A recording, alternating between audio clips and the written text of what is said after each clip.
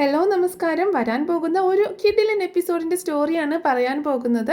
ഒരു സംഭവ ബഹുലമായ എപ്പിസോഡ് എന്ന് വേണമെങ്കിൽ പറയാം. അത്രയും നമ്മളെ ത്രില്ലടിപ്പിക്കുന്ന ഒരു എപ്പിസോഡ് തന്നെയാണ്. അതായത് അലീനയെ തട്ടിക്കൊണ്ട് പോകുന്നുണ്ട് നമ്മുടെ ശിവേട്ടനും രാജീവനും കൂടിയിട്ട്. അപ്പോൾ അതിൻ്റെ ഒരു ഡീറ്റെയിൽഡ് ആയിട്ടുള്ള സ്റ്റോറി തന്നെയാണ്. പക്ഷേ അവിടെ ഒരു ട്വിസ്റ്റ് സംഭവിക്കുന്നുണ്ട്. അപ്പോൾ അതെന്താണ് എന്നൊക്കെ അറിയണമെങ്കിൽ ഈ സ്റ്റോറി മുഴുവനായിട്ട് കേൾക്കണം കേട്ടോ. അപ്പോൾ അതിൻ്റെ ഒരു ഡീറ്റെയിൽഡ് സ്റ്റോറി തന്നെയാണ് പറയുന്നത്. അപ്പോൾ എല്ലാവരും സ്റ്റോറി മുഴുവനായിട്ട് കേൾക്കുക, സപ്പോർട്ട് ചെയ്യുക. നമ്മുടെ ചാനൽ ആദ്യമായിട്ട് കാണുന്നവരാണെങ്കിൽ ഒന്ന് സബ്സ്ക്രൈബ് ചെയ്യുക. അതുപോലെ വീഡിയോ ഒന്ന് ലൈക്ക് ചെയ്തിട്ടും ഹൈപ്പ് ചെയ്തിട്ടും കാണാൻ അങ്ങോട്ട് തുടങ്ങിക്കൊള്ളുക. അപ്പോൾ നേരെ സ്റ്റോറിയിലേക്ക് പോയാലോ. അങ്ങനെ നമ്മുടെ അലീന വൈജയെ നോക്കാനായിട്ട് ബൈസ്റ്റാൻഡറായിട്ട് ഹോസ്പിറ്റലിലേക്ക് വന്നിട്ടുണ്ട്. നമ്മുടെ രാജീവനും ശിവേട്ടനൊന്നും അത് അത്രയ്ക്ക് പിടിച്ചിട്ടൊന്നുമില്ല. പക്ഷേ അലീന അവിടെ തന്നെ നിൽക്കുകയാണ്. ബാലചന്ദ്രൻ അലീനയെ ഹോസ്പിറ്റലിലാക്കിയതിന് ശേഷം വീട്ടിലേക്ക് പോകുന്നുണ്ട് കേട്ടോ. അങ്ങനെ അലീനയാണ് അങ്ങനെ ആ മുറിവൊക്കെ തുടച്ചു കൊടുക്കാനും ഒക്കെ സഹായിക്കുന്നത്. വൈജയ്ക്ക് ഒട്ടും തന്നെ ഇഷ്ടപ്പെടുന്നില്ല. വൈജ കൈ തട്ടി മാറ്റുകയാണ്. അപ്പോൾ അത് കാണുമ്പോൾ സിസ്റ്റർമാർക്ക് ഭയങ്കര സംശയം തോന്നുന്നുണ്ട്. സിസ്റ്റർമാർ പറയുന്നുണ്ട്, മോള് ചെയ്യുന്നതൊന്നും അമ്മയ്ക്ക് ഇഷ്ടപ്പെടുന്നില്ലല്ലോ, അതെന്താ അങ്ങനെ എന്നൊക്കെ ചോദിക്കുമ്പോൾ അലീന ആകെ വല്ലാതായി പോവാണ്. അതേസമയം നമ്മുടെ ബാലചന്ദ്രനാണെങ്കിൽ വീട്ടിലേക്ക് പോകുന്നുണ്ടല്ലോ. വീട്ടിലേക്ക് പോകുന്ന സമയത്ത് അലീനയോട് കാര്യങ്ങളൊക്കെ നോക്കിക്കൊള്ളണം എന്ന് പറഞ്ഞിട്ടാണ് പോകുന്നത്. രാത്രിയാകുമ്പോൾ ഒരുപാട് ലേറ്റ് ആവാൻ നിൽക്കണ്ട, വേഗം വീട്ടിലേക്ക് വന്നോളണം, കൃഷ്ണ തനിച്ചല്ലേ ഉള്ളൂ. അത് മാത്രമല്ല വൈകിട്ട് സുലോചന വരും, അവളിവിടെ നിന്നോളും എന്ന് പറഞ്ഞിട്ടുണ്ടായിരുന്നു അലീനയോട്. അപ്പോൾ രാത്രിയിൽ കൂട്ട് സുലോചനയുണ്ട്, അതുകൊണ്ട് നീ നിൽക്കേണ്ട ആവശ്യമില്ല എന്ന് പറഞ്ഞിട്ടുണ്ടായിരുന്നു. അങ്ങനെ അലീന അതൊക്കെ സമ്മതിക്കുന്നുണ്ട് കേട്ടോ. അങ്ങനെ അലീന ഇങ്ങനെ ഓരോ കാര്യങ്ങൾ ചെയ്ത് കൊടുക്കുന്നതൊന്നും വൈജയ്ക്ക് ഒട്ടും തന്നെ ഇഷ്ടപ്പെടുന്നില്ല. ഒരുപാട് അനിഷ്ടങ്ങളൊക്കെ വൈജയന്തി കാണിക്കുന്നുണ്ട്. ആ സമയത്ത് സിസ്റ്റർമാർക്ക് തന്നെ സംശയം തോന്നുകയാണ്. അങ്ങനെ അലീന ഭയങ്കര സങ്കടത്തോട് കൂടിയിട്ട് അവിടെ നിന്ന് മാറി പോകുന്നുണ്ട്. സിസ്റ്റർ പറയുന്നുണ്ട്, ഞങ്ങൾ ചെയ്തോളാം മോള് ചെയ്യണ്ട എന്ന് പറയുകയാണേ. അപ്പോൾ സിസ്റ്റർ എന്നിട്ട് വൈജയെ നോക്കിയിട്ട് ചോദിക്കുന്നുണ്ട്, എന്താ മോള് ചെയ്ത് തരുന്നൊന്നും അമ്മയ്ക്ക് ഇഷ്ടപ്പെടുന്നില്ലേ, എന്താ അങ്ങനെ എന്നൊക്കെ ചോദിക്കുമ്പോൾ വൈജയന്തിയുടെ മുഖം ഭയങ്കര ദേഷ്യത്തിൽ ഇങ്ങനെ ഇരിക്കുകയാണ്. പിന്നെ സിസ്റ്റർ ഒന്നും ചോദിക്കുന്നില്ല. അലീനയാണെങ്കിൽ പെട്ടെന്ന് സങ്കടപ്പെട്ടുകൊണ്ട് അവിടെ നിന്ന് പോരുന്നുണ്ട്. അങ്ങനെ പുറത്തേക്ക് ഇറങ്ങുന്ന സമയത്ത് അങ്ങനെ അവിടെ നമ്മുടെ ഗോവർദ്ധൻ നിൽക്കുന്നത് കാണാട്ടോ. അപ്പോൾ ഗോവർദ്ധൻ വന്നിട്ട് ചോദിക്കുന്നുണ്ട്, എന്തു പറ്റി അലീന എന്ന് ചോദിക്കുമ്പോൾ ഒന്നുമില്ല എന്ന് പറയണേ. അലീന വേണമെങ്കിൽ പൊക്കോളൂട്ടോ, കുറച്ച് കഴിഞ്ഞാൽ സുലോചന വരും എന്ന് പറയുമ്പോൾ ശരി ഞാൻ പൊക്കോളാം എന്ന് പറയണം. ആ സമയത്താണ് കൃഷ്ണമോള് അലീനയെ വിളിക്കുന്നത്. ചേച്ചി എപ്പോഴാണ് വരുന്നത് എന്ന് ചോദിക്കുന്ന സമയത്ത് ഒരു അരമണിക്കൂറിനുള്ളിൽ ഞാൻ വന്നേക്കാം മോള് എന്തെങ്കിലുമൊക്കെ എടുത്ത് കഴിച്ചോട്ടോ, ഞാൻ അവിടെ എല്ലാം ഉണ്ടാക്കി വെച്ചിട്ടുണ്ട് എന്ന് പറയുമ്പോൾ ഞാൻ എടുത്ത് കഴിച്ചോളാം ചേച്ചി പതുക്കെ വന്നാൽ മതി, ധൃതിയൊന്നുമില്ല, ഇവിടെ അച്ഛനുണ്ടല്ലോ എന്ന് പറയാണ്. ശരി മോളെ എന്നാ വെച്ചേക്ക്, ഞാൻ കുറച്ച് കഴിഞ്ഞിട്ട് വരാം എന്ന് പറയുന്നുണ്ട്. അങ്ങനെ ഫോൺ വെച്ചതിന് ശേഷം ഗോവർദ്ധനോട് പറയുന്നുണ്ട്, അങ്കിൾ എന്നാൽ ഞാൻ പൊക്കോട്ടെ. അപ്പോൾ ചോദിക്കുന്നുണ്ട്, സുലോചന വന്നിട്ട് പോവാൻ നിനക്ക്, അവളിങ്ങോട്ട് വന്നോട്ടെ എന്ന് പറയണേ. അങ്ങനെ സുലോചന വരുന്നുണ്ട്. സുലോചന വന്നിട്ട് അലീനയോട് പറയുന്നുണ്ട്, എന്നാൽ മോള് പൊക്കോ, ഇനി ഇവിടെ നിൽക്കണ്ട എന്ന് പറയുന്നത്. അപ്പോൾ സുലോചന ആദ്യമായിട്ടാണ് അലീനയെ കാണുന്നത് കേട്ടോ. അപ്പോൾ അലീനയെ കണ്ടപ്പോൾ ഇവളാണല്ലോ ഇത്രയും പ്രശ്നങ്ങളൊക്കെ ഉണ്ടാക്കിയത്, ഇവൾ വന്നിട്ടാണല്ലോ ഉണ്ടായത് എന്നുള്ളൊരു കാര്യമുണ്ട്. അപ്പോൾ അലീന ബാലചന്ദ്രൻ്റെ മകളാണ് എന്ന് പറഞ്ഞതും ഒക്കെ സുലോചനയുടെ മനസ്സിലുണ്ടല്ലോ. അപ്പോൾ സുലോചന ആദ്യമായിട്ട് കാണുകയാണ് അലീനയെ. അപ്പോൾ വൈജയുടെ റൂമിലേക്ക് ചെല്ലുന്ന സമയത്ത് സിസ്റ്റർമാർ പറയുന്നുണ്ട്, ശരിക്കും ആ കുട്ടി ഇവരുടെ മകളല്ലേ, അവർ ആകെ ഡിസ്റ്റർബ്ഡ് ആണല്ലോ, ആ കുട്ടി ഇവിടെ നിൽക്കുമ്പോഴൊക്കെ അവർക്ക് ഒട്ടും ഇഷ്ടമില്ലാത്തതുപോലെയാണല്ലോ എന്ന് ചോദിക്കുമ്പോൾ ആ അലീന അവിടെ നിൽക്കുന്നത് കാരണം സുലോചന ഒന്നും പറയുന്നില്ല, പിന്നെ പറയാം എന്നാണ് സിസ്റ്ററിനോട് പറയുന്നത് കേട്ടോ. അപ്പോൾ എന്നിട്ട് അലീനയോട് പറയുന്നുണ്ട്, എന്നാൽ മോള് പൊക്കോ, ഞാൻ വന്നല്ലോ, ഇനി മോള് പൊക്കോ, നാളെ രാവിലെ വന്നാൽ മതി എന്ന് പറയുന്നുണ്ട്. എന്നാൽ ശരി ആൻറ്റി എന്ന് പറഞ്ഞിട്ട് അലീന അവിടെ നിന്ന് ഇറങ്ങണം. അതേസമയം കാണിക്കുന്നത് നമ്മുടെ രാജീവും ശിവേട്ടനും കൂടി ഭയങ്കരമായിട്ടൊരു പദ്ധതി പ്ലാൻ ചെയ്യുകയാണ്. അപ്പോൾ ശിവേട്ടൻ ചോദിക്കുന്നുണ്ട്, എന്തായി രാജീവ കാര്യങ്ങളൊക്കെ നടക്കൂ എന്ന് ചോദിക്കുമ്പോൾ ഒരു പ്രോബ്ലം ഇല്ല ശിവേട്ട, എല്ലാ കാര്യങ്ങളും ഭംഗിയായിട്ട് സെറ്റാക്കി വെച്ചിട്ടുണ്ട്, നമ്മുടെ കാര്യങ്ങളൊക്കെ ഓക്കെയാണ്, ഇനി ഇര വന്നാൽ കെണിയിൽ വീണാൽ മാത്രം മതി എന്ന് പറയണം. അപ്പോൾ ഇവരുടെയൊക്കെ പ്ലാൻ എന്താണെന്ന് വെച്ചിട്ടുണ്ടെങ്കിൽ അലീനയെ തട്ടിക്കൊണ്ട് പോവുക എന്നുള്ളതാണ് കേട്ടോ.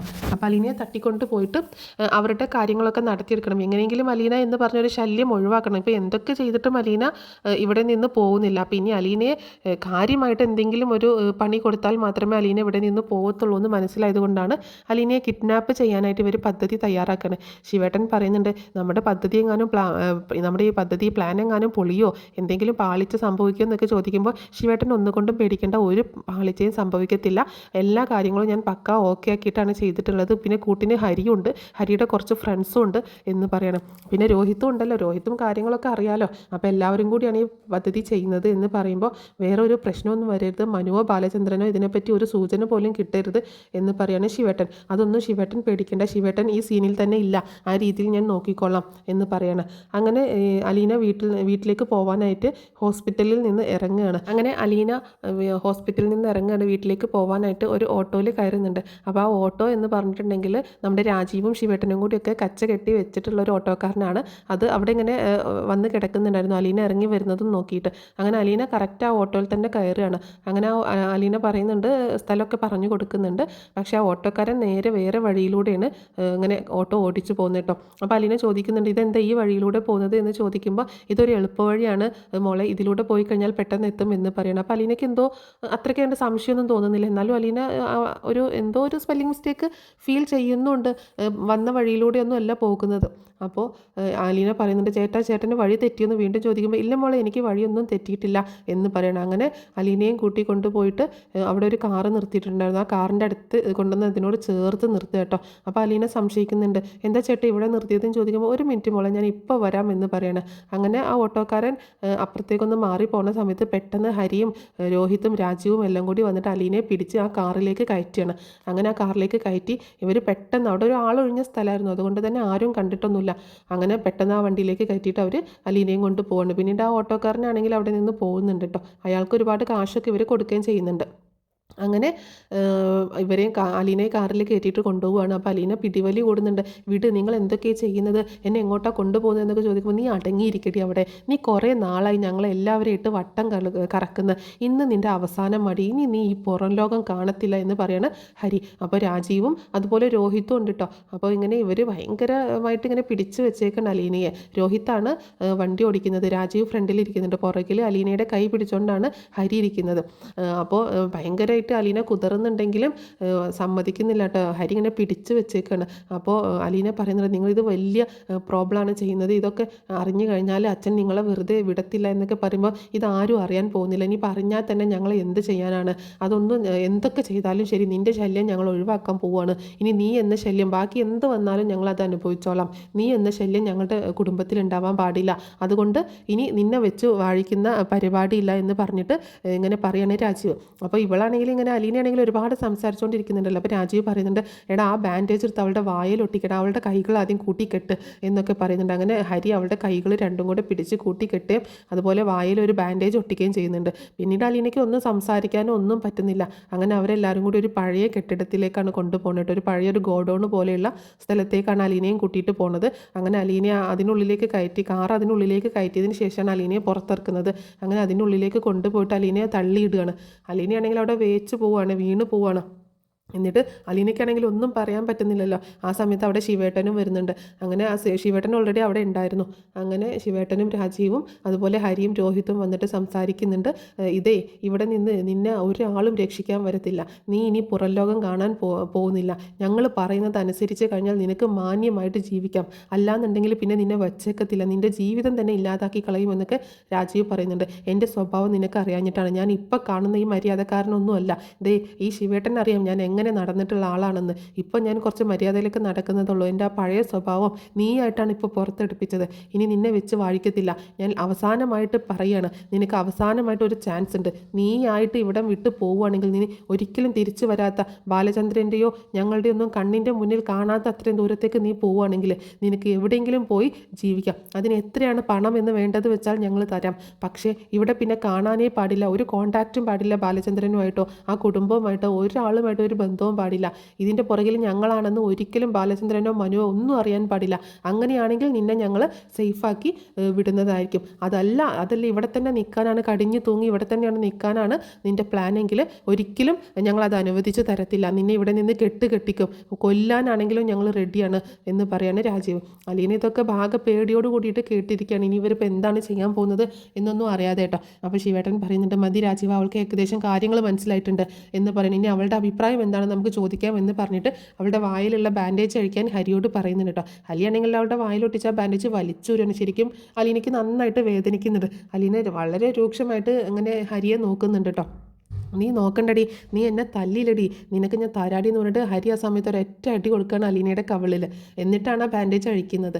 അപ്പോൾ ശിവേട്ടൻ പറയുന്നുണ്ട്, മതി ഹരി, വേണ്ട, നീ അങ്ങനെയൊന്നും ചെയ്യണ്ട, കൊച്ചച്ഛനും അച്ഛനും ഒക്കെ പൊക്കോ, ഇവളുടെ കാര്യം ഞാൻ ഏറ്റു, ഇവളെന്താ വേണ്ടെന്ന് എനിക്കറിയാം, ഇവളെ ഞാൻ കുറേ ആയിട്ട് ഇവളെന്നെ നാണം കെടുത്തിക്കൊണ്ടിരിക്കുന്നതാണ്, ഇവളെ ഇങ്ങനെ വെറുതെ ജീവിക്കാൻ വേണ്ടിയിട്ടൊന്നും കാര്യമില്ല, നിങ്ങൾക്ക് അറിയത്തില്ല ഇവളെന്താ ചെയ്യേണ്ടതെന്ന്, എനിക്ക് നന്നായിട്ട് അറിയാമെന്ന് പറയുമ്പോൾ ശിവേട്ടൻ പറയുന്നുണ്ട്, നിൻ്റെ കാര്യങ്ങളൊക്കെ എനിക്കറിയാം, നീ കൂടുതൽ അതിൽ ഇടപെടാൻ നിൽക്കണ്ട, അതുകൊണ്ടാണ് പറഞ്ഞത്, നീ ഇതിൽ കൂടുതൽ ഇടപെടേണ്ട, കാര്യങ്ങൾ ഞങ്ങൾ നോക്കിക്കോളാം എന്ന് പറയുന്നുണ്ട്.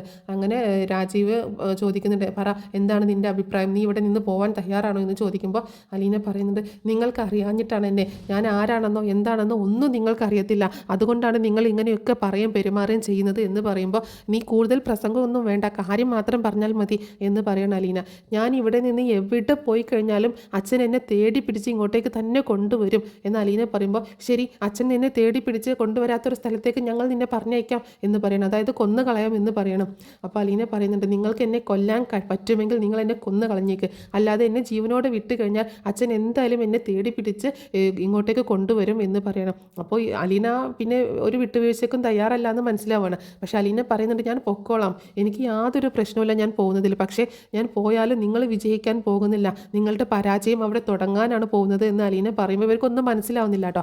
അപ്പോൾ ശിവേട്ടൻ പറയുന്നുണ്ട്, ഇവളോട് ഇനി ഇങ്ങനെ സംസാരിച്ചിട്ട് കാര്യമില്ല, നമുക്ക് എന്താ വേണ്ടതെന്ന് വെച്ചാൽ ആലോചിക്കാം, ഈ അടുത്തെങ്ങും ഇങ്ങോട്ടേക്കൊന്നും വരാൻ പറ്റാത്ത അത്രയും ദൂരത്ത് ഏതെങ്കിലും നാട്ടിലൊക്കെ കൊണ്ടുപോയി ഇവളെ ഉപേക്ഷിക്കാം എന്നൊക്കെ പറയുന്നുണ്ട്. നിങ്ങൾ എന്ത് ചെയ്തിട്ടും കാര്യമില്ല, നിങ്ങളുടെ ജീവിതമാണ് ഇല്ലാതാവാൻ പോകുന്നത് എന്ന് അലീന വീണ്ടും പറയുന്നുണ്ട്. അങ്ങനെ വീണ്ടും, എടാ ആ ബാൻഡേജ് എടുത്ത് അവളുടെ വായിൽ തന്നെ ഒട്ടിക്കണമെന്ന് രാജീവ് പറയുന്നുണ്ട്. അങ്ങനെ ആ ബാൻഡേജ് വീണ്ടും ഒട്ടിക്കുക കേട്ടോ. അതേസമയം അലീന വരാഞ്ഞിട്ട് ആകെ വിഷമിച്ചിരിക്കുകയാണ് കൃഷ്ണയും ബാലചന്ദ്രനും. കൃഷ്ണ അങ്ങനെ കുറേ വിളിച്ചു നോക്കുന്നുണ്ട് ഫോണിലേക്ക്, ഫോൺ റിങ് ചെയ്യുന്നുണ്ടെന്നല്ലാതെ എടുക്കുന്നില്ല കേട്ടോ. അപ്പോൾ അത് ഇവരുടെ കയ്യിലാണ് ഫോണും ബാഗൊക്കെ ഉള്ളത്. അപ്പോൾ അലീന ഇങ്ങനെ വിഷമിക്കുന്നുണ്ട് ആ ഫോൺ എടുക്കാൻ പറ്റാഞ്ഞിട്ട്. അപ്പോൾ കൃഷ്ണയാണെങ്കിൽ ആകെ പേടിച്ചു പോവുകയാണ്, ചേച്ചി ഇത്രയും നേരമായിട്ടും വന്നില്ലല്ലോ എന്ന്. അപ്പോൾ ബാലചന്ദ്രൻ മോളിൽ നിന്ന് വിളിച്ച് ചോദിക്കുന്നുണ്ട്, മോളെ അലീന ഇതുവരെ വന്നില്ലേന്ന് ചോദിക്കുമ്പോൾ, ഇല്ല അച്ഛാ ഇതുവരെ വന്നില്ല എന്ന് പറയാണ്. പോന്നിട്ട് ഒരുപാട് നേരമായല്ലോ, പിന്നെ ഇവളെ ഇങ്ങോട്ടേക്ക് പോയി എന്നിങ്ങനെ ബാലചന്ദ്രൻ ചോദിക്കുന്നുണ്ട്. അങ്ങനെ ബാലചന്ദ്രൻ പെട്ടെന്ന് തന്നെ ഗോവർദ്ധനെ വിളിക്കുകയാണ്. ഗോവർദ്ധനെ വിളിക്കുമ്പോൾ പറയുന്നുണ്ട്, ഇവിടെ സുലോചന വന്ന സമയത്ത് തന്നെ അലീന ഇവിടെ നിന്ന് പോയതാണല്ലോ ബാലേട്ട എന്ന് പറയുന്നുണ്ട്. പോയതോ, എന്നിട്ട് ഇത്രയും നേരമായിട്ട് ഇങ്ങോട്ടേക്ക് വന്നില്ലല്ലോ, പിന്നെ എങ്ങോട്ട് പോയി? അറിയില്ല ബാലേട്ട, ഇതിവിടെ ഒരു പ്രശ്നവും ഇങ്ങനെ ഒന്നും ഉണ്ടായിട്ടില്ല, അവൾ നോർമലായിട്ട് ഇറങ്ങിപ്പോയി. അപ്പോൾ അവിടെ രാജീവോ ശിവടനോ വന്ന് എന്തെങ്കിലും കുഴപ്പമുണ്ടാക്കിയിരുന്നോ എന്ന് ചോദിക്കുന്നുണ്ട് ബാലചന്ദ്രൻ. ഇല്ല ബാലേട്ട, അങ്ങനെ ഒരു കുഴപ്പമുണ്ടായില്ലല്ലോ എന്ന് പറയാണ് ഗോവർദ്ധൻ പറയുന്നുണ്ട്. അപ്പോൾ എന്നാൽ ഞാനൊന്ന് നോക്കട്ടെ, എന്നാൽ നീ ഒരു കാര്യം ചെയ്യുക, അവിടെ പുറത്ത് എവിടെയെങ്കിലും ഉണ്ടോയെന്നോ അല്ലെങ്കിൽ ബസ് സ്റ്റോപ്പിൽ അവിടെ ഒന്നൊന്ന് പോയി അന്വേഷിക്കുക എന്ന് ഗോവർദ്ധനെ ഏർപ്പാടാക്കുകയാണ്. അതേസമയം ബാലചന്ദ്രൻ മനുവിനെ വിളിക്കുന്നുണ്ട്. മനുവിനോട് ചോദിക്കുന്നുണ്ട്, നീ എവിടെയാണ് മനു എന്ന് ചോദിക്കുമ്പോൾ, ഞാൻ വീട്ടിലാണ് അങ്കളെ, എന്താ കാര്യം എന്ന് ചോദിക്കുകയാണ്. അലീന ഇതുവരെ വീട്ടിലെത്തിയിട്ടില്ല മനു എന്ന് പറയണം. അലീന അവിടെ ഹോസ്പിറ്റലിൽ ആൻറ്റിക്ക് ബൈസ്റ്റാൻഡറായിട്ട് നിൽക്കല്ലേ, അതേ അങ്ങനെയായിരുന്നു, പക്ഷേ വൈകിട്ട് അവൾ ഇങ്ങോട്ടേക്ക് പോകുന്നതാണ്, അവിടെ സുലോചന വന്നിട്ടുണ്ട്, അപ്പോൾ വൈകിട്ട് അവൾ ഇങ്ങോട്ടേക്ക് പോകുന്നതാണ്, ഇതുവരെ വന്നിട്ടില്ല, എനിക്ക് എന്തോ ഒരു പന്തികേട് തോന്നുന്നു, നിൻ്റെ അച്ഛനും കൊച്ചച്ഛനും ഒക്കെ അവിടെ ഉണ്ടല്ലോ, അവരെന്ത് ചെയ്യാനാണ് എന്ന് മനു ചോദിക്കുന്നുണ്ട്. പറയാൻ പറ്റത്തില്ല, അവരുടെ കാര്യങ്ങളൊന്നും ഒരു വിശ്വാസവും എനിക്ക്, കാരണം രാജീവിനെ നിനക്ക് അറിയില്ലല്ലോ, നിൻ്റെ അച്ഛനേക്കാളും ഭീകരനാണ് രാജീവ്, അവൻ പണ്ട് എങ്ങനെയായിരുന്നു എന്നുള്ളത് എനിക്ക് നന്നായിട്ട് അറിയാമെന്ന് ബാലചന്ദ്രൻ പറയാണ്. അങ്ങളെ ഒരു മിനിറ്റ്, ഞാൻ ഒന്ന് ഡ്രസ്സ് ചെയ്തിട്ട് പോയി അന്വേഷിക്കാം എന്ന് പറഞ്ഞ് മനു ഫോൺ വെക്കുന്നുണ്ട്. അതേസമയം ബാലചന്ദ്രൻ ആകെ വിഷമിച്ച് പോവുകയാണ്. ഇനിയിപ്പോൾ എവിടെ പോയി അന്വേഷിക്കും, ആരെ വിളിക്കും എന്നൊന്നും അറിയാതെ. അങ്ങനെ ഗോവർദ്ധനാണെങ്കിൽ പുറത്തൊക്കെ പോയി നോക്കിയിട്ട് അവിടെ എങ്ങും കാണുന്നില്ല കേട്ടോ. അപ്പോൾ അവിടെ ഒരു സെക്യൂരിറ്റിനോട് ചോദിക്കുന്നുണ്ട്, നേരത്തെ ഒരു പെൺകുട്ടി പോകുന്നത് കണ്ടായിരുന്നോ ഇവിടെ, ഞങ്ങളുടെ കൂടെ ഉണ്ടായിരുന്നത്. അപ്പോൾ സെക്യൂരിറ്റി ആയിട്ട് നല്ല പരിചയമുള്ളതുകൊണ്ട് ചോദിക്കുകയാണ്. അപ്പോൾ ആ സെക്യൂരിറ്റി പറയുന്നുണ്ട്, ഇവിടുന്ന് പോയല്ലോ, ഒരു ഓട്ടോയിൽ കയറി പോകുന്നത് കണ്ടായിരുന്നു, ആരുടെ ഓട്ടോ ആയിരുന്നു എന്ന് അറിയാവോ? അതിവിടെ സ്ഥിരം ഓടിക്കുന്ന ആ ഓട്ടോക്കാരനെ, നമ്മുടെ ടൗണിൽ ഓടിക്കുന്ന ആളെന്നെയാണ്, ആളെ അറിയാവോ എന്ന് ചോദിക്കുമ്പോൾ അറിയാമെന്ന് പറയുന്നുണ്ട്. അങ്ങനെ പിന്നീട് ഗോവർദ്ധൻ ബാലചന്ദ്രനെ വിളിച്ചിട്ട് പറയുന്നുണ്ട്, ഒരു ഓട്ടോയിൽ കയറിയിട്ട് അലീന വീട്ടിലേക്ക് പോകുന്നല്ലോ ബാലേട്ട ഇവിടെ നിന്ന്, അതാരാ പറഞ്ഞത്? സെക്യൂരിറ്റിയാണ് പറഞ്ഞത്. അത് ഏത് ഓട്ടോക്കാരനാണെന്ന് അറിയോ? ഇവിടെ ടൗണിലുള്ളത് തന്നെയാണെന്നാണ് പറഞ്ഞത്. ആ ഓട്ടോൻ്റെ ഡീറ്റെയിൽസ് ഒന്ന് അന്വേഷിക്കുന്ന ബാലചന്ദ്രൻ പറയുന്നുണ്ട്. ആ സമയത്താണ് മനു അങ്ങോട്ടേക്ക് വരുന്നത്.